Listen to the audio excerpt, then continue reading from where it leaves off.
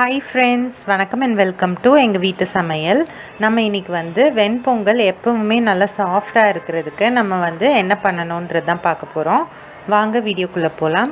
இந்த வீடியோவில் hotel style வெண்பொங்கல் recipe தான் செஞ்சு காட்ட போகிறோம். இந்த பொங்கல் வந்து எப்போயுமே ட்ரை ஆகாமல் சாஃப்டாக இருக்கிறதுக்கு சில டிப்ஸ் தான் இதில் சொல்லியிருக்கோம். அதாவது அது அந்த பொங்கல் வைக்கிறதுக்குள்ள தண்ணி அளவும் அது தாளிக்கிறதுல தான் அந்த சீக்ரெட்டே இருக்குது.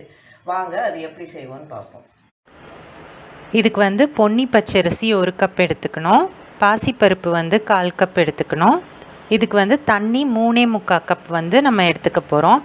எந்த கப்பில் அரிசி எடுக்கிறோமோ அதே கப்பில் தான் நம்ம எல்லா அளவையும் எடுத்துக்கணும். அது தவிர நெய், முந்திரி பருப்பு, கருவேப்பிலை, கொஞ்சோண்டு இஞ்சி, பெருங்காயம் இதெல்லாமும் நம்ம எடுத்துக்கலாம். இந்த பெருங்காயம் ஒரு துண்டை நம்ம வெந்நீரில் போட்டு கலக்கி வச்சுருக்கோம். ஃபஸ்ட்டு வந்து பாசிப்பருப்பை நம்ம வந்து கருகாமல் நம்ம வந்து வாசம் வரும் வரைக்கும் நம்ம வந்து வறுத்து எடுத்துக்கணும்.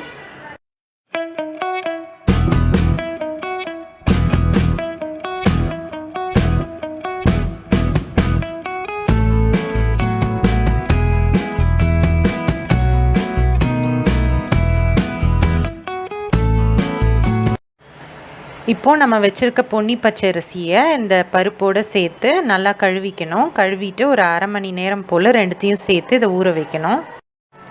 இப்போது அரிசி பருப்பை நம்ம குக்கரில் வந்து சேர்த்துக்க போகிறோம்.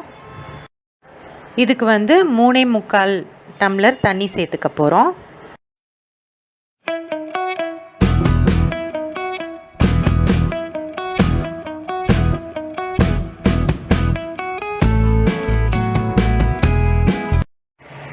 அப்புறம் தேவையான அளவு உப்பும் சேர்த்துக்க போகிறோம்.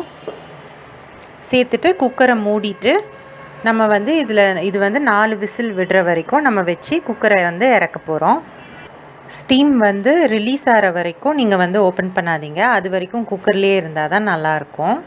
இப்போ வந்து ஓப்பன் பண்ணிட்டோம். ஓப்பன் பண்ணோன்னா அந்த சூடாக இருக்கும்போதே நல்லா அதை வந்து மசிச்சு விட்டுருங்க. அப்போ தான் பொங்கல் தனித்தனியாக நிற்காமல் நல்லா குழைவாக இருக்கும். மசிச்சோன்னே அதை வந்து மூடிடுங்க. இப்போ வந்து நம்ம 3 ஸ்பூன் போல் நெய் வந்து கடாயில் சேர்க்க போகிறோம். ஃபஸ்ட்டு வந்து அதுக்கப்புறம் நம்ம மிளகு சேர்த்துருக்கோம். மிளகு வந்து நல்லா பொரியணும். பொரிஞ்ச பிறகு நம்ம வந்து ஜீரகம் சேர்த்துக்கலாம். ஜீரகம் சேர்த்த பிறகு பொடியாக நறுக்குன இஞ்சி சேர்த்துக்கலாம். இப்போ வந்து நம்ம வச்சுருக்க முந்திரி பருப்பையும் இதில் சேர்த்து நம்ம நல்லா செவக்க வறுத்துக்கலாம். இது வந்து நல்லா செவந்து வறுப்பட்டோன்னா கடைசியாக நம்ம வந்து கருவேப்பிலையை இதில் போட்டு நம்ம இறக்கிக்கலாம்.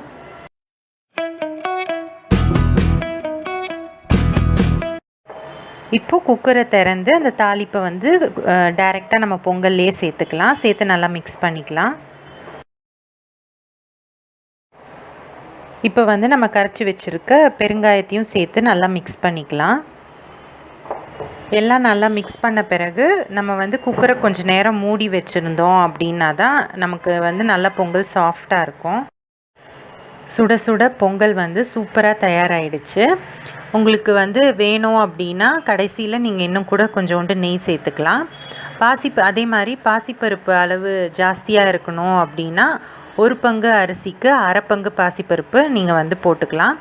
அதே புது பச்சரிசி அப்படின்னா சீக்கிரம் வெந்துடும். ஸோ இதே அளவோடு நம்ம பொங்கல் செஞ்சோம் அப்படின்னா நம்மளோட பொங்கல் வந்து ட்ரை ஆகாமல் எப்பொழுதும் நல்லா சாஃப்டாகவே இருக்கும். ஸோ இந்த டிப்ஸ்லாம் உங்களுக்கு யூஸ்ஃபுல்லாக இருக்கும்னு நம்புகிறோம். இந்த வீடியோ உங்களுக்கு யூஸ்ஃபுல்லாக இருந்தது அப்படின்னா நீங்கள் எங்களோட வீடியோவை லைக் பண்ணுங்கள், ஷேர் பண்ணுங்கள், சப்ஸ்கிரைப் பண்ணுங்கள். மறக்காமல் பெல் பட்டனையும் டேப் பண்ணுங்கள். அப்போ தான் எங்களோட ரெகுலர் அப்டேட்ஸ் உங்களுக்கு வந்து சேரும். தேங்க்யூ.